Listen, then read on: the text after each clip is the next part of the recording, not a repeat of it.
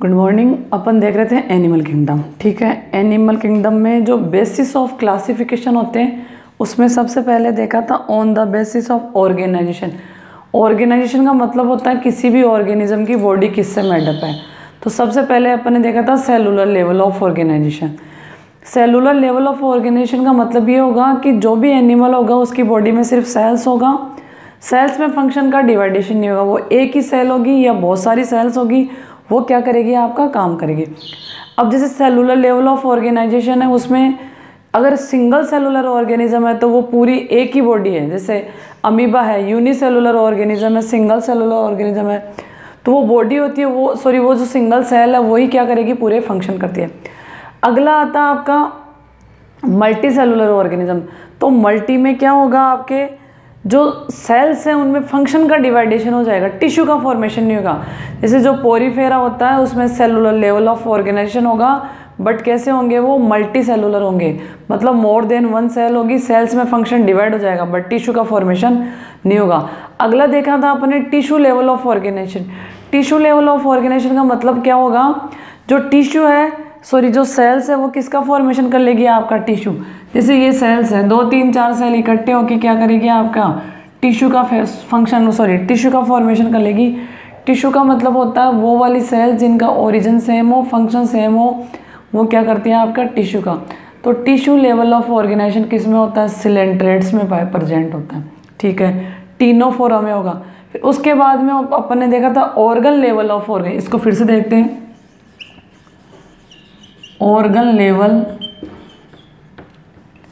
Of organisation.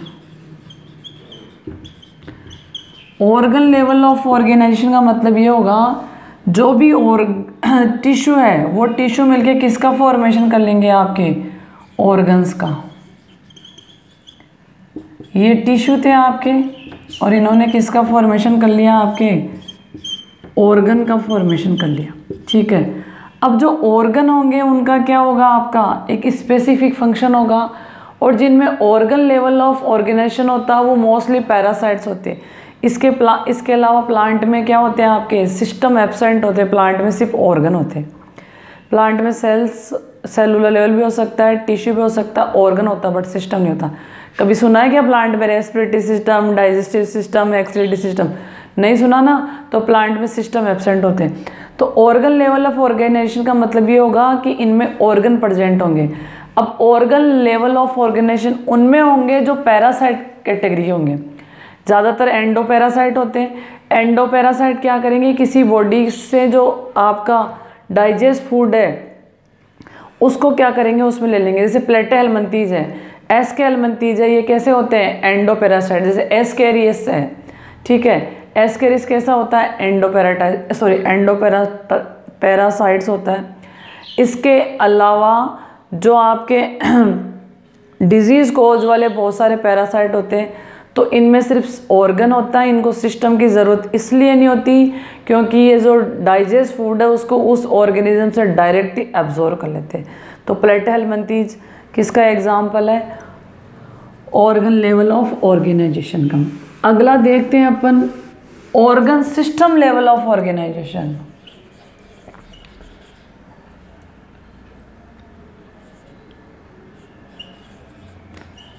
Organ system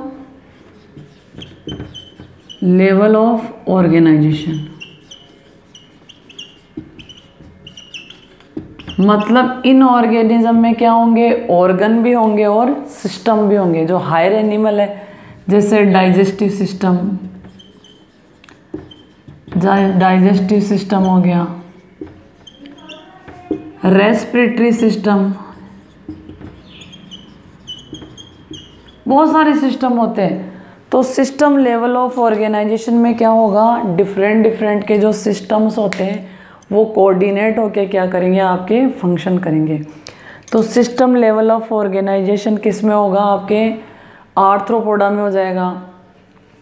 इसके अलावा क्या हो जाएगा, आपके इकाइनोडर्मेटा है उसमें भी हो जाएगा। और सारे कोऑर्डिनेट्स में क्या होगा, आपका सिस्टम लेवल ऑफ ऑर्गेनाइजेशन। अब देखो यहाँ पे सिस्टम 2 टाइप्स के होते हैं।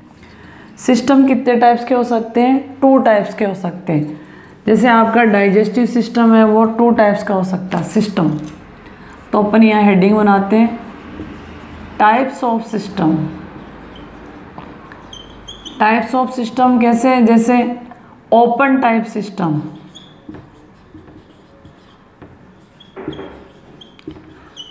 अब जो ब्लड सर्कुलेटरी सिस्टम है वो ओपन भी हो सकता है और कैसा होता है आपका क्लोज। ओपन, अगर ब्लड सर्कुलेटरी सिस्टम की बात करें तो अगर open type of circulatory system है, ये ओपन की बात कर रहे हैं अपन, ओपन टाइप का सर्कुलेटरी सिस्टम है तो ओपन में क्या होगा, ब्लड जो ब्लड वेसल्स होती है उनमें फ्लो नहीं होगा।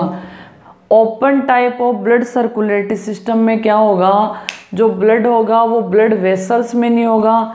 जैसे ये आपका ऑर्गेनिज्म है और इसकी बॉडी के अंदर ये ब्लड फ्लो हो रहा है, तो इसमें जो भी ऑर्गन होंगे, जैसे ये ऑर्गन है, ये ऑर्गन्स इसके अंदर डिप रहेंगे, डूबे रहेंगे, इनको जितने ब्लड की रिक्वायरमेंट होगी तो ये ले लेंगे। तो जो आपके सिस्टम होते हैं वो 2 टाइप्स के हो सकते हैं, ओपन हो सकता है या क्लोज। ओपन सर्कुलेटरी सिस्टम में जो ब्लड का फ्लो होगा, सर्कुलेशन का मतलब होता है ब्लड से रिलेटेड। ओपन सर्कुलेटरी सिस्टम में जो ब्लड का फ्लो होगा वो कहाँ होगा, आपके एक खुले स्पेस में होगा ऑर्गेनिज्म में। ब्लड किस में फ्लो नहीं होगा, आर्टरी, वेंस और कैपिलरी में फ्लो नहीं होगा। जबकि क्लोज सर्कुलेटरी सिस्टम क्या कहता है कि इसमें ब्लड किस में फ्लो होगा, आर्टरी, वेंस और कैपिलरी में फ्लो होगा। जैसे लोअर जो एनिमल्स है ओपन किस में आ जाएंगे, जैसे इंसेक्ट्स में ओपन सर्कुलेटरी सिस्टम प्रेजेंट होता है और जो लोअर एनिमल है उनमें भी। इसके अलावा सारे कॉर्डेट्स है, इकाइनोडर्मेट्स है, हेमिकॉर्डेट्स है, इनमें कैसा सिस्टम होता है, क्लोज सर्कुलेटरी सिस्टम। कॉर्डेटा में सारे आ जाएंगे आपके। तो क्लोज सर्कुलेटरी सिस्टम में क्या होगा, ब्लड किस में फ्लो होगा, आर्टरी, वेंस और कैपिलरीज में। इसके अलावा जो डाइजेस्टिव सिस्टम होता है वो भी 2 टाइप्स का हो सकता है। सिस्टम की बात कर रहे हैं, जो डाइजेस्टिव सिस्टम होता है वो 2 टाइप्स का हो सकता है, कंप्लीट और incomplete. Complete digestive system,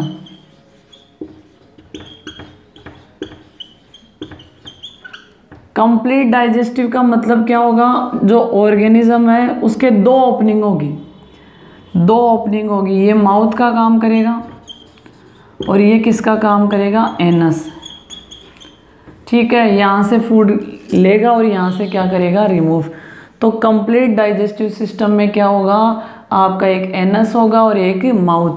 incomplete में क्या होगा, एक ही ओपनिंग होगी, यही माउथ का काम करेगा और यही किसका काम करेगा, आपका एनस। यही माउथ का काम करेगा और यही एनस का। तो जो लोअर कैटेगरी के एनिमल्स हैं उनमें इनकम्प्लीट डाइजेस्टिव सिस्टम होता है, एक अपर्चर होती है, एक ओपनिंग होती है, वही माउथ का काम करती है, वही एनस का काम करती है। और जो हायर एनिमल है उनमें माउथ और एनस क्या होते हैं, आपके डिफरेंट होते हैं। तो ये था आपका लेवल ऑफ ऑर्गेनाइजेशन, उसमें कुछ पॉइंट्स है। अगला अपन देखेंगे सिमेट्री। ये बहुत ही अच्छा पॉइंट है, सिमेट्री क्या होती है, कैसे इसको डिफाइन करेंगे। सिमेट्री का मतलब क्या होता है,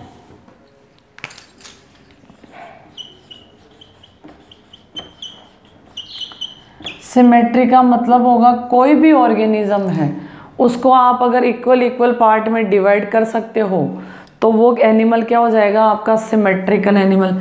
जैसे ये मेरे पास एक एनिमल है, इसके मैं 2 इक्वल पार्ट कर सकती हूँ तो ये सिमेट्रिकल एनिमल हो गया। अगर मेरे पास ये एक एनिमल है, इसके मैं 2 इक्वल पार्ट नहीं कर सकती तो ये कैसा हो गया, एसिमेट्रिकल। तो सिमेट्री वो प्रोसेस है जिसमें आप एनिमल के अगर इक्वल 2 पार्ट्स कर सकते हो तो it is also called symmetrical animal. अगर नहीं कर सकते हो तो वो कैसा हो जाएगा, एसिमेट्रिकल एनिमल। ठीक है, अब जो सिमेट्री होती है वो कई टाइप की होती है, आपके सिलेबस में 2 दे रखी है। पहला है आपका रेडियल सिमेट्री। रेडियल का मतलब क्या होगा, किसी भी प्लेन से आप एनिमल को 2 इक्वल पार्ट में अगर डिवाइड कर सकते हो तो इट इज़ ऑल्सो कॉल्ड, देखो इसको इधर से आप 2 इक्वल पार्ट में डिवाइड कर सकते हो, एक और बना देते ताकि ज़्यादा सिस्टमेटिक हो जाए। ठीक है, आप इधर से इसके 2 इक्वल पार्ट कर सकते हो, इधर से आप दो इक्वल पार्ट कर सकते हो। तो रेडियल सिमेट्री वो सिमेट्री होती है तो किसी भी प्लेन से आप एनिमल के दो इक्वल पार्ट कर सकते हो, तो it is known as radial symmetry. और रेडियल सिमेट्री किस में होती है, मैं लिख देती हूँ, वेरी वेरी इंपॉर्टेंट। इसके एग्जाम्पल है सिलेंट्रेटा,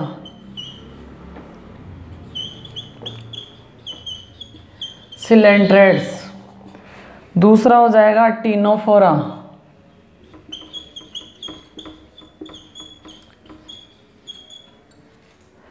और अगला हो जाएगा आपका इकाइनोडर्मेट्स, इकाइनोडर्मेट्स। तो जो रेडियल सिमेट्री होती है उसका मतलब क्या होगा, फिर से देख लीजिए। जो भी आपका एनिमल है उसको किसी भी प्लेन से आप इक्वल टू पार्ट्स में टू इक्वल पार्ट कर सकते हो, तो it is known as radial symmetry. ठीक है, और ये स्पेसिफिक करेक्टर है सिलेंट्रेट्स, टीनोफोरा और इकाइनोडर्मेटा। एक नोटिस करने वाला पॉइंट, जो इकाइनोडर्मेट्स होते हैं उनके जो अडल्ट होंगे वो कैसे होंगे, रेडियल सिमेट्रिकल। ये बहुत ही पॉपुलर क्वेश्चन है। इकाइनोडर्मेट जिसमें आपकी स्टारफिश आती है, तो इकाइनोडर्मेट्स के जो अडल्ट होंगे वो कैसे होंगे, रेडियल सिमेट्रिकल, और इनके जो लार्वा होंगे वो कैसे होंगे आपके बायलैटरल सिमेट्रिकल। मतलब लार्वा वो कंडीशन होती है जो अडल्ट से कम डेवलप होती है। लार्वा का मतलब जो अडल्ट एनिमल से कम डेवलप कंडीशन हो उसको बोलेंगे अपन लार्वल स्टेज। तो जो इकाइनोडर्मेटा एनिमल्स है जिनका जो अडल्ट होगा वो रेडियल सिमेट्रिकल होगा, बट उनका लार्वा कैसा होगा, बायलैटरल।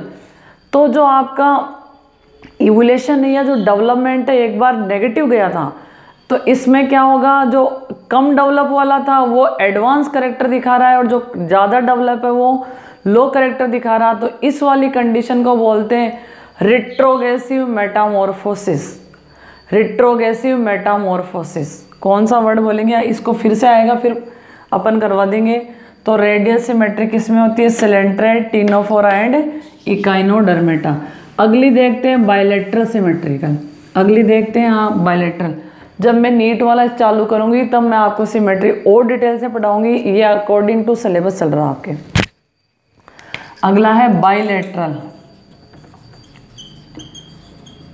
बायलैटरल सिमेट्री का मतलब ये है, जैसे आपके पास ये कोई एनिमल है, ये एनिमल है आपके पास, तो आप इसको किसी एक फिक्स एक्सिस से एक पर्टिकुलर प्लेन से बराबर बराबर या इक्वल टू पार्ट्स में कट कर पाते हो। Bilateral means a particular plane organism divide into two halves, left and right. ठीक है, जैसे ह्यूमन बींग्स कोऑर्डिनेट्स कैसे हैं, बायलैटरल है। तो अपना इक्वल करे तो लेफ्ट और राइट, इंटरनल पार्ट को नहीं देखना अपन को, सिर्फ आउट से देखना है। तो अगर अपने दो इक्वल पार्ट करें तो हाफ इधर और हाफ इधर, तो बायलैटरल का मीनिंग होगा कि ऑर्गेनिज्म को आप इक्वल टू पार्ट्स में डिवाइड कर सकते हो एक पर्टिकुलर प्लेन से, तो it is known as bilateral symmetry. It is known as bilateral symmetry. और इसके एग्जाम्पल है आपके हायर एनिमल्स। कौन हो जाएंगे आपके हायर एनिमल्स, कहाँ से आपके हो जाएंगे, हेमिकोडेटा, कोडेटा, आर्थ्रोपोडा। ठीक है, इसके अलावा आपके हो गया मोलस्का, ये सारे कैसे हैं आपके बायलैटरल सिमेट्रिकल है। ऑल कोऑर्डिनेट्स, आर्थ्रोपोड्स, इसके अलावा आपके आर्थ्रोपोडा हो गया और हो गया आपका मोलस्का हो गया। इसके अलावा ऑल कोऑर्डिनेट्स, एवीज है, ठीक है, आपके रेप्टाइल्स है, मेमल्स है, एम्फीबियंस है, ये सारे किस कैटेगरी में आ जाएंगे आपके बायलैटरल। तो जो बायलैटरल सिमेट्री है वो कैसी सिमेट्री है आपकी, एडवांस सिमेट्री। एक वर्ड और आता है आपका एसिमेट्री। एसिमेट्री का मतलब होगा एनिमल को अपन इक्वल टू पार्ट्स में डिवाइड नहीं कर सकते। तो इसका सिंपल एग्जांपल है पोरीफेरा, एसिमेट्रिकल।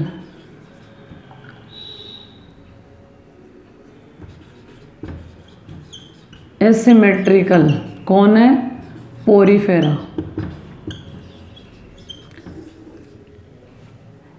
ये एसिमेट्रिकल हो गया, इसको टू इक्वल पार्ट में डिवाइड नहीं कर सकते। तो अपन ने 3 टाइप की सिमेट्री देखी, asymmetrical Porifera, radial symmetry Ctenophora, Echinodermata, ठीक है। इसके अलावा जो बायलैटरल सिमेट्री है, हेमिकोडेटा, कोडेटा, आर्थ्रोपोडा, मोलस्का, ये सारे कैसे बायलैटरल सिमेट्री इक्वल 2 पार्ट्स में अपन डिवाइड कर सकते हैं। अगला देखेंगे अपन डिप्लोब्लास्टिक और ट्रिप्लोब्लास्टिक। Thank you.